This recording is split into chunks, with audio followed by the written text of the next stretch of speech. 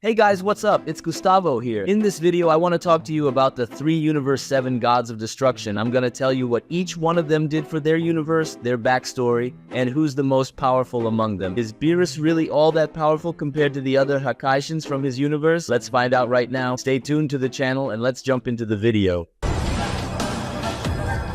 Hakai.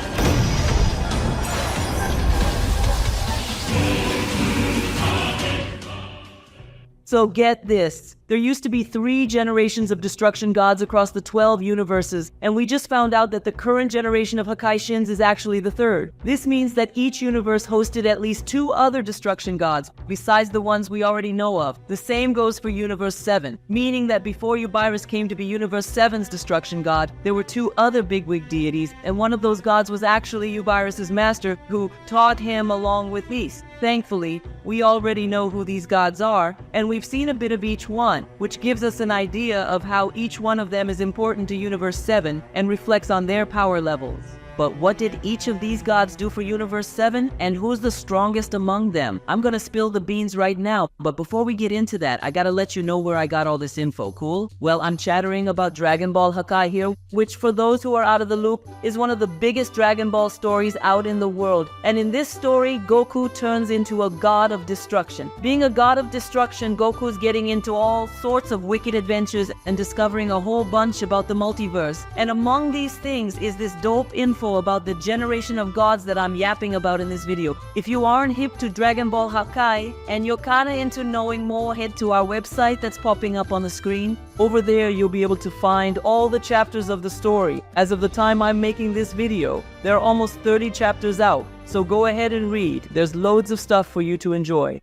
I'll start with the first god of destruction from Universe 7, Pikon, or Paikohan. I'm not sure how it's pronounced in English, so I'll just call him Pikon. If I'm wrong, correct me in the comments. And just to be clear, the Pikon I'm talking about isn't the Pikon we met in Dragon Ball Z. Alright folks, this Pikon is a revamped version of the character with a new story, a new power level and whatnot. It's like what they did with Broly in Dragon Ball Super. They took a filler character and brought him into the main story with a brand new version. So, in Dragon Ball Hakai, Paikon is this super ancient god, right? And he was the first ever Hakaishin in Universe 7. Paikon was like the main dude, the god of Universe 7, when these celestial wizards showed up and started messing with all 18 universes. So he fought in this crazy war against those wizard guys. When the gods realized they just couldn't beat the celestial wizards, Paikon pulled out this crazy powerful sealing technique and bam! All the wizards got sealed up, but it took everything he had. So yeah, he died. After kicking the bucket, he ended up in this god paradise place called the Celestial World. Over there, he became one of these Celestial Guardians, which is like an exclusive group of super powerful gods whose job is to keep things cool and peaceful across the 7 realms. So recently, he got bumped up to Master of the Celestial Guardians, meaning he's the boss of this godly crew. And I get that some of you might be like, huh?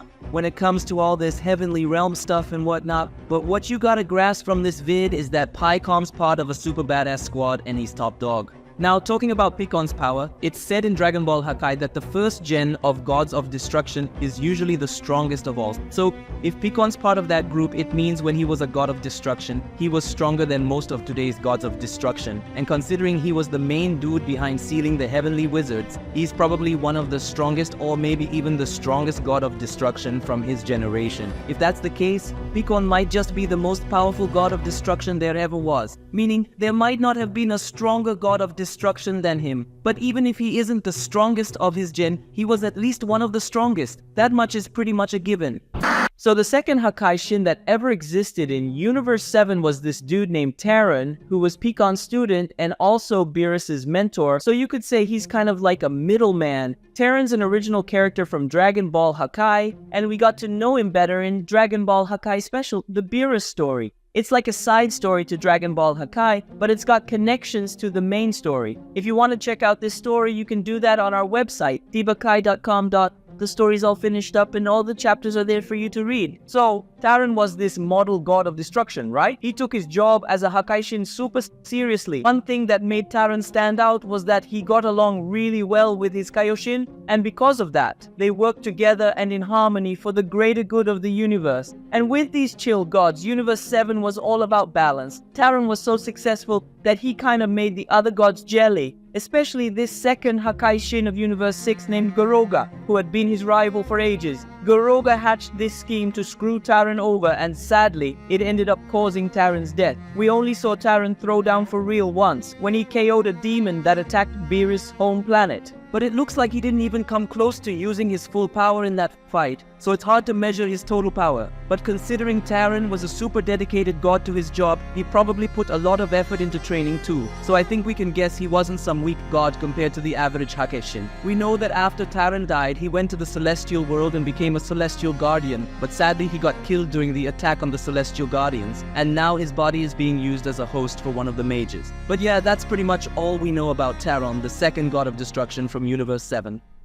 Everyone knows the third destroyer of Universe 7, who is Beerus. Beerus is definitely not a great destroyer, but when it comes to power, he sure stands out. He's the strongest destroyer of his generation, but in terms of work, Beerus is no role model at all. He's one of the laziest gods in all of existence. All he cares about is sleeping and eating. As a result, Universe 7 has one of the worst ratings out of them all. It's safe to say that Beerus failed to follow in the footsteps of his teacher and tainted his legacy. So that's a rundown on the 3 destroyer gods of Universe 7. Now let's theorize on who's the strongest and who's the weakest. Kicking off with the weakest one, I reckon that'd be this god named Taran. As I said earlier, it's kinda hard to measure his power since we haven't really seen this guy do much. But there's this one scene where he and Beerus are training on the destruction planet, and Beerus manages to catch Taran off guard and lands a hit on him. Taran gets a bit mad at this and retaliates, knocking Beerus out of the fight. There was a similar scene in Dragon Ball Super, when Beerus also got hit like that, which was during his fight with Vegeta. But back then, Vegeta wasn't fighting in Super Saiyan Blue. The young Beerus who hit Taran was about as strong as Goku was at the end of the saga, considering the manga makes it seem like he was weaker than Kaioshin Gazan. And we know that the Kaioshin is generally about as powerful as Goku was at the end of this saga. Even though Gazan was a pretty strong Kaioshin, I reckon he would only be at a Super Saiyan 2 level. At best, that's way weaker than a Super Saiyan Blue. Obviously, it's hard to gauge Taran's power based on just that, especially since he was most likely messing around with Beerus. But sadly, that's the only comparison I can draw. So considering that Taran took a hit from someone who is at most Super Saiyan 2 level, and looking at how Beerus completely demolished Goku when he was in Super Saiyan 3 mode, I'm going to guess that Beerus is stronger than Taran. But honestly, that's a pretty basic theory. So now, let's chat about first and second place. I reckon the second most powerful destroyer in Universe 7 is Beerus, and the top dog is Pycom. I get that Beerus is the strongest Hakaishin of this batch, but Beacon is, without a doubt, one of the top Hakaishins of the first generation, which is the toughest one by far. This dude was strong enough to simply seal away all the 5 major celestial wizards, and that's no small feat, guys. Beacon's got a seriously stern personality, so he definitely wasn't a slacker god like Beerus in terms of job or training. So all these factors make me believe the most mighty destruction god that ever graced Universe 7 was Pycom.